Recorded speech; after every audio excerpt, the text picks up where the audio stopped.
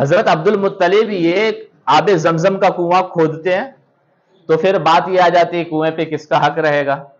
یہ فیصلہ کرنے کے لیے یہ ملک شام کا سفر کرتے ہیں، راستے میں صحرا میں جب پہنچتے ہیں تو پانی ختم ہو جاتا ہے، سب لوگوں کی اس بات کی امید ہو جاتی کہ اب موت آ کے ہمیں پکڑ لے گی، تو یہ لوگ سب کے سب قبر کھود کے بیٹھ جاتے ہیں کہ جو مرتا جائے گا اس کے جو زندہ ہے اس کی تدفین کر دے گا، تاکہ سب کی لاشیں زمین پہ نہ رہے، اس لیے کہ لاسٹ میں جو مرے گا اسی کی تدفین نہیں ہو پائے گی۔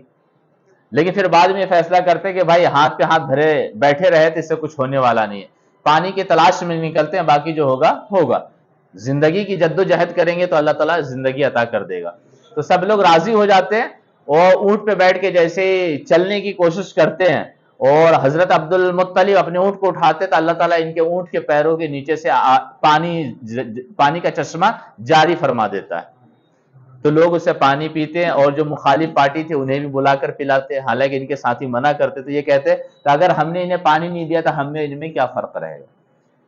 تو وہ لوگ آگے کہتے ہیں کہ عبد المطلب آب زمزم پہ جو ہم اپنا دعویٰ ٹھوکے تھے وہ دعویٰ ہم واپس لیتے ہیں، اس لیے کہ جو رب صحرا اور ریگستان میں تمہارے لیے چشمہ جاری فرمایا ہے ہمیں یقین کامل ہے وہی رب آب زمزم بھی تمہارے لیے جاری فرمایا ہے۔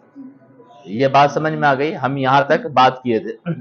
اب آگے بڑھتے ہیں، پھر اس کے بعد جب یہ آب زمزم کا کنواں وغیرہ کھود لیتے ہیں تو اس کے اندر میں کیا ہے، 2 ہرنیں نکلتی ہیں، تلوار اور کیا زرہ نکلتی ہیں۔ تو اب قریش یہ لوگ آب زمزم سے تو دعویٰ واپس لے لیے تھے اور یہ کہہ دیا کہ نہیں، آب زمزم کے کنویں پہ حق کس کا رہے گا، عبد المطلب کا، لیکن کنویں سے جو سامانیں نکلی، سونے کی 2 ہرنیں، سونے کے تلوار، پھر اس کے بعد زرہ، تو اس پہ یہ لوگ دعویٰ ٹھوک دیا کہ اس پہ تو بھائی ہمارا بھی حصہ ہے، اس پہ ہمارا بھی حصہ ہے، اور یہ کہتے ہیں کہ نہیں بھائی اس کو بھی میں تمہیں نہیں دینے والا۔ کہا نہیں، اگر اس کو نہیں دو گے تو بھائی انصاف کرو، انصاف تو انصاف کرو گے تو ہی بات بنے گی، کہ انصاف کیسے کیا جائے بتاؤ۔ تو عبد المطلب کہتے ہیں کہ ایسا کرتے ہیں کہ ہم قرعہ اندازی کر لیتے ہیں، ہم قرعہ اندازی کر لیتے ہیں۔ کہا ٹھیک ہے کہ قرعہ اندازی کر لو، جتنے قرعہ جس کے اوپر نکلے گا وہ لے لینا۔ تو عبد المطلب کیا کرتے ہیں، تیر لے کر آتے۔ وہ لوگ قرعہ اندازی کیسے کرتے تھے کہ وہ لوگ تیر لا کر ان کا جو حبل بت تھا اسی کے سامنے وہ تیر ڈال کر قرعہ اندازی کیا کرتے تھے۔ تو عبد المطلب کیا کہتے ہیں کہ وہ 2 تیر کیا ہے، 2 پیلے تیر کعبے کے لیے منتخب کرتے ہیں کہ پیلا تیر جو ہے یہ کعبے کے لیے، 2 کالا تیر میرے لیے، 2 سفید یا لال تیر کس کے لیے، قریش کے لیے رکھتے ہیں، اور پھر اس کے بعد قرعہ اندازی کرتے ہیں۔ فخرج الاسفران علی الغزالین للکعبہ، تو جو زرد تیر تھے یہ کعبے کے حق میں ہرنوں پہ پڑ گئے۔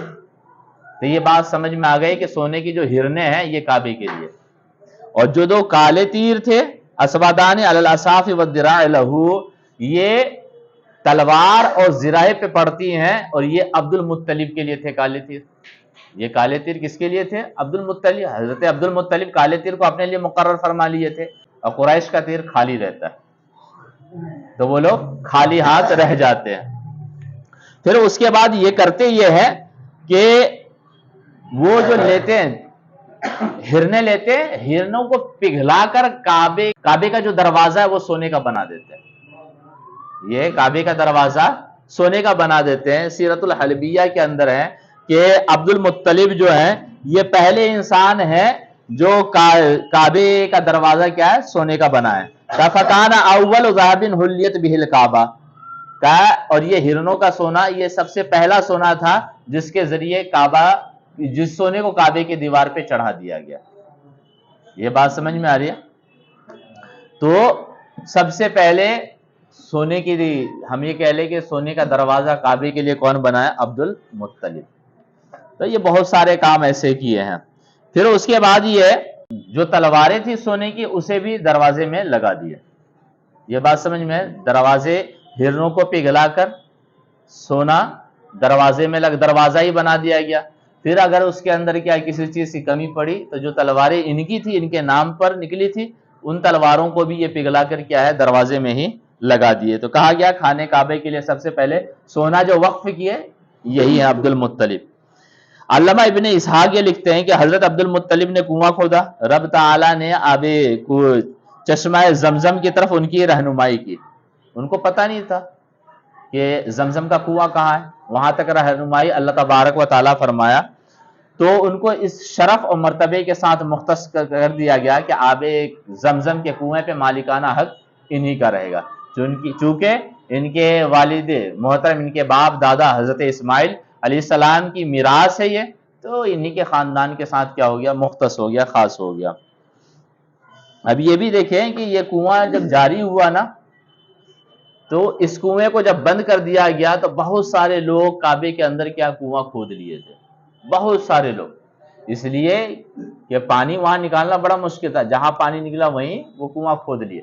اور جس دن عبد المطلب آب زمزم کا کنواں کھود کے نکال لیے اور اسے حوض کی شکل میں بنا دیے، تو اس آب زمزم کی برکت سے وہاں کے جتنے کنویں تھے سب کے سب بند ہو گئے، سب کے سب بند ہو گئے۔ اور عرب کے لوگ، ارد گرد کے جو لوگ تھے کعبے کے، وہ چاہتے بھی نہیں تھے، اس لیے کہ ایک تو عرب میں میٹھے پانی کی قلت ہے، اور میٹھا پانی اللہ تبارک و تعالیٰ کی بڑی نعمت اور برکت ہے۔ یہ اور بات ہے کہ ہماری کالونی کے اندر اس کی قدر و اہمیت نہیں ہے، ہماری کالونی کے اندر پانی کی قدر و اہمیت نہیں ہے۔ آپ نا کبھی وقت ملے تو افریقہ وغیرہ کے جو دیہاتی لوگ ہیں ان کے بارے میں ذرا پڑھیں اور سمجھیں، اور خاص کر ابھی فلسطین کے ہمارے بھائی بہنیں جو ہیں ایک ایک بوند کے پانی کے لیے ترس رہے ہیں، اور ہم لوگ پانی اتنا بہاتے ہیں۔ اور یاد رکھیں کل قیامت کے دن کیا ہے، پانی کے تعلق سے حساب ہوگا۔ مذہب اسلام فضول میں وضو بناتے وقت بھی پانی بہانے کی اجازت نہیں دیتا، اس کے باوجود ہم فضول میں پانی بہاتے رہتے، کھول دیتے ٹوٹی، یہ سوچتے ہیں کہ بھائی گورنمنٹ کا جا رہا ہے، گورنمنٹ کا نہیں، وہ ہمارا ہی جا رہا ہے۔ گورنمنٹ کے پاس کیا ہے، وہ لوگ اپنے جہیز میں تھوڑے نہ لے کر آئے تھے بھائی، انڈین گورنمنٹ کے پاس جو چیزیں ہیں، ٹھیک ہے، یا دلی گورنمنٹ کے پاس جو چیزیں ہیں وہ اپنے سسرال سے تو لے کر نہیں آئے تھے۔ آپ جو دن رات محنت کرتے ہیں نا، اور آپ جو چیزیں خریدتے ہیں اس کا جو ٹیکس دیتے ہیں، انہی ٹیکس سے یہ ساری چیزیں دستیاب اور فراہم کی جاتی ہے، یہ ساری چیزیں انہی سے فراہم کی جاتی ہے۔ تو اگر حقیقت میں اگر ہم پانی برباد کر رہے ہیں تو اپنی چیز، اپنے پیسے کو ہی برباد کر رہے ہیں۔ اس کی قدر و اہمیت سمجھنے کی ہمیں ضرورت ہے۔ یہ بات سمجھ میں آ رہی ہے؟ تو ہم کل جو بات کریں گے کہ یاد رکھیں کہ آب زمزم کا کنواں کھودنے کے بعد، کنواں کھودتے وقت یہ کیا منت مانگے تھے حضرت عبد المطلب کہ اگر کنواں کھودنے میں کامیاب ہو گیا اور میری 10 اولادیں ہو گئی تو میں ایک لڑکے کو کیا کروں گا، راہ خدا میں قربان کر دوں گا۔ تو کہا گیا ہے کنواں کھودنے کے 30 سال بعد ان کی 10 اولادیں ہو جاتی ہیں۔ کنواں، یہاں پہ زمزم کا کنواں کھودنے کے بعد 30 سال بعد ان کی اولادیں ہوتی ہے، تو انہیں خواب میں کہا جاتا ہے کہ اپنی نظر پوری کرو۔ تو کہتے ہیں کیا، جب میری راہ میں قربانی کرو، رب کی راہ میں قربانی کرو۔ تو یہ کیا کرتے ہیں کہ دمبا وغیرہ، بکری وغیرہ ذبح کر دیتے ہیں، فقیروں کو، مسکینوں کو کھلا دیتے ہیں۔ کہا گیا نہیں، اس سے بڑی چیز، دوسری رات کیا کہا جاتا ہے، اس سے بڑی چیز، تو پھر وہ قربانی کر دیتے ہو ایک بڑا جانور، ٹھیک ہے۔ پھر تیسری رات خواب میں آتا کہ نہیں، اس سے بڑی چیز، اس سے بڑی چیز قربان کرو، تو تیسرے دن اونٹ قربان کر دیتے ہیں۔ پھر کہا جاتا نہیں، اس سے بھی اہم چیز، کہتے ہیں کہ اس سے اہم چیز کیا ہے، کہا تیری اولادیں ہیں جس کی تو نے منت مانگی تھی۔ یہ بات سمجھ میں آ رہی ہے؟ تو کل ہم اس پہ بات کریں گے انشاءاللہ۔